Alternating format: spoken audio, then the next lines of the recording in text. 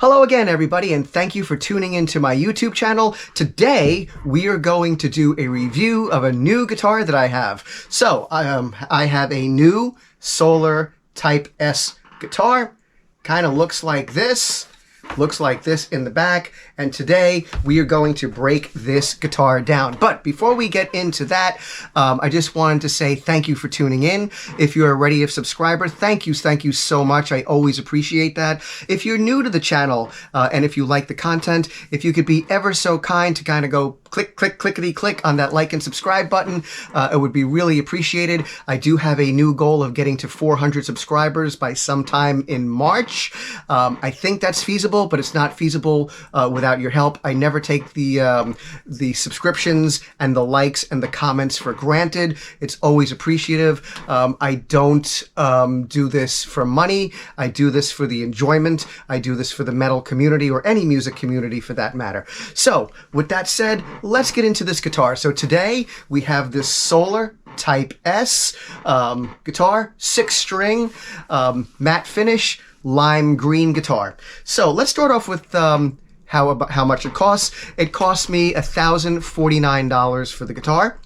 I am not sponsored by Solar, so when I got this guitar, I purchased the guitar for $1,049. The case was another $200, taxes and duties, and UPS being a pain in the butt and delaying the shipment because they wanted to know if it had toxic woods in it and whatnot. I can't put a price on the aggravation from UPS, but overall the guitar cost about $1,350, which actually was cheaper than a health insurance payment that I almost had to make, but I didn't have to make it. So with that said, the price of $1,049 as the base price was, pretty good.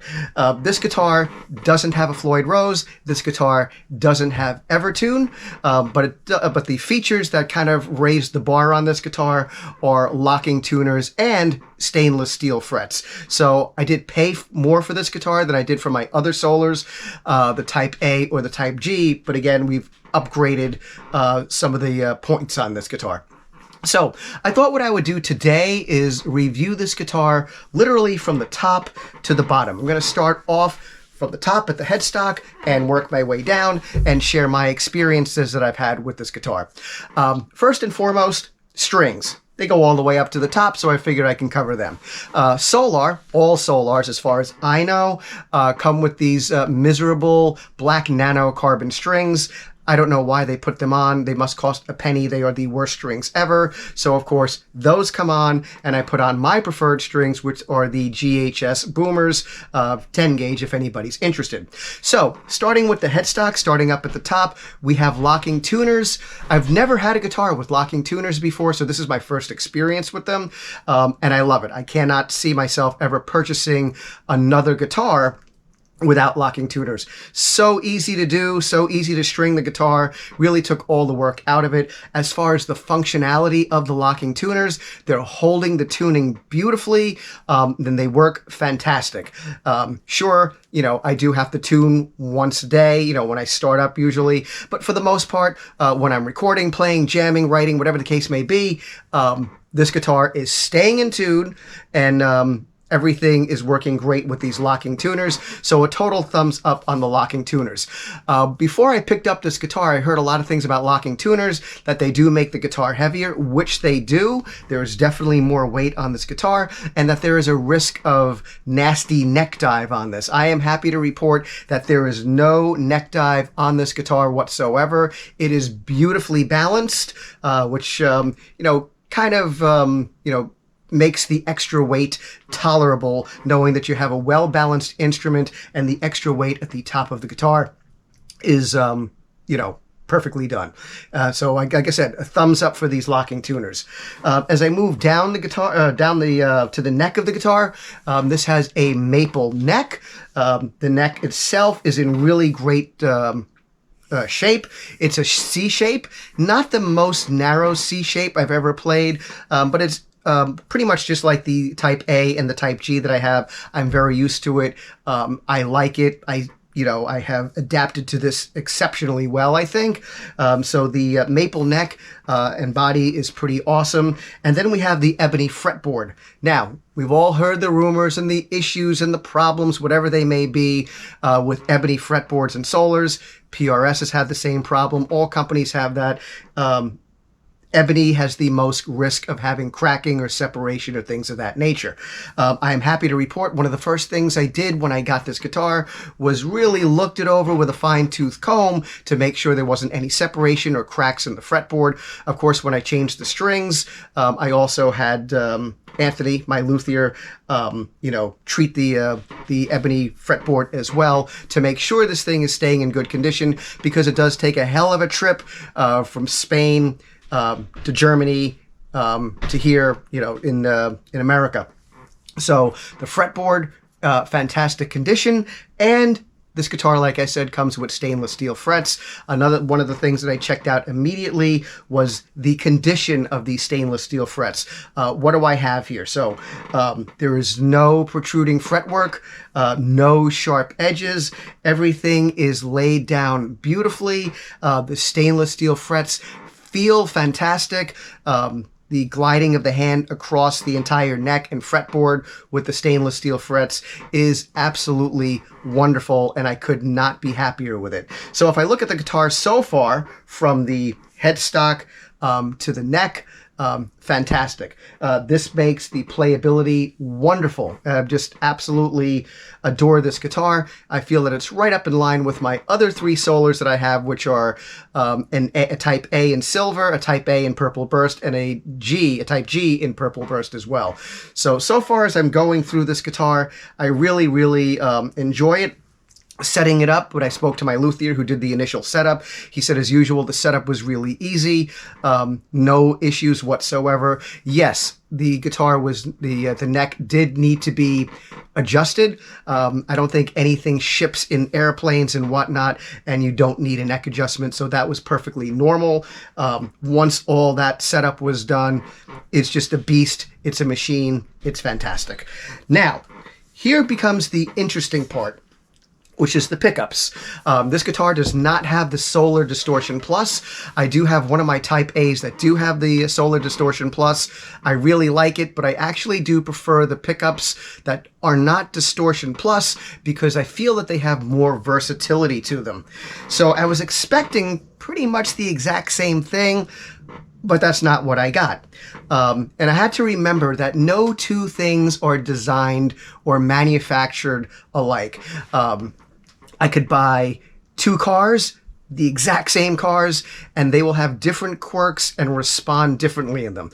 Recently, I just bought an oven for the house. If I bought 2 of the exact same ovens, the temperature might be off by just that little much. It'd be perfectly normal and within range, but differences always happen within mass manufacturing. And that's what I noticed with these pickups. Actually, specifically, the bridge pickup. I was just looking forward to getting that sound that I'm really accustomed to, and I found that this bridge pickup was, picked up a little more low end than I would have liked, and it felt or sounded a little flat, and I really wasn't digging the sound that much. I definitely wasn't vibing with it. It was different, and certainly different than the others, and it kind of took me back. My first knee-jerk reaction was, no big deal, I'll pull this out, I'll put on a black winter like I did in my PRS, and everybody and everything in the world will just be wonderful and happy. But before I decided to go ahead and do that, I wanted to experiment further. I changed settings on my amps and on things like that, and I really still wasn't feeling it. So I decided to try one other thing, and I wish I actually thought of this first. I traditionally use a E609 mic for most of my metal songs, but I also have a Shure SM57. I did a video about a month ago comparing those 2 mics. They're pretty much very identical. However, the SM57 does pull up a little bit more mids than the E609. So I ended up miking up my cabinet, used my Engel iron ball, which I've been using a lot lately, and just with the SM57, the Solar guitar sounded exactly the way I wanted it to sound. So it really just needed a little bit more of a, of a mid-range boost, which I was actually able, for me and my tones that I prefer, able to achieve that to perfection by switching microphones. So it's really awesome that a basic microphone switch, which I didn't have to purchase because I own that already, solved the problem. So you may or may not have this issue with a Type S guitar if you decide to purchase one, or maybe you did have this issue, and I'd be interested to see what you did to kind of, bring it out. Now, I've also used the guitar with the E609, and now that I've solved what I felt was a little bit of a problem for me, I actually realize now this guitar is actually creating a little more versatility because of that flatness and picking up the low end a little more if I'm doing some kind of doom metal kind of stuff, which I haven't done yet with this guitar. This guitar may really, really fit the bill if I use the E609 mic. So I thought that was pretty interesting, and I wanted to share that with you. As I move down the guitar, let's go to the volume and control knobs, which are right here, obviously. Something I was absolutely thrilled about was there was no crackling. The pots were absolutely pristine, which I'll show you right now.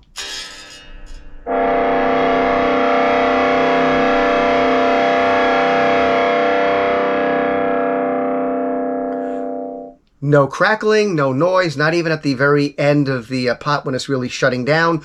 I was really thrilled with that. I've had some issues with one Solar guitar with one of the pots kind of not behaving as well as I would have liked to. On the tone knob, same thing. Let's just do a demonstration here. No issues, any crackling, unwanted sounds or anything with the tone knob.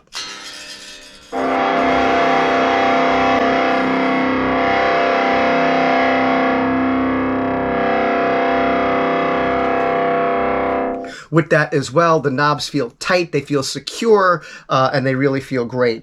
Last but not least on this guitar, we have a 5-way blade, so we have 2 pickups and a 5-way blade on this. And again, no crackling, no popping when you're switching. Thrilled. For $1,049, this is what I would expect. So here we go.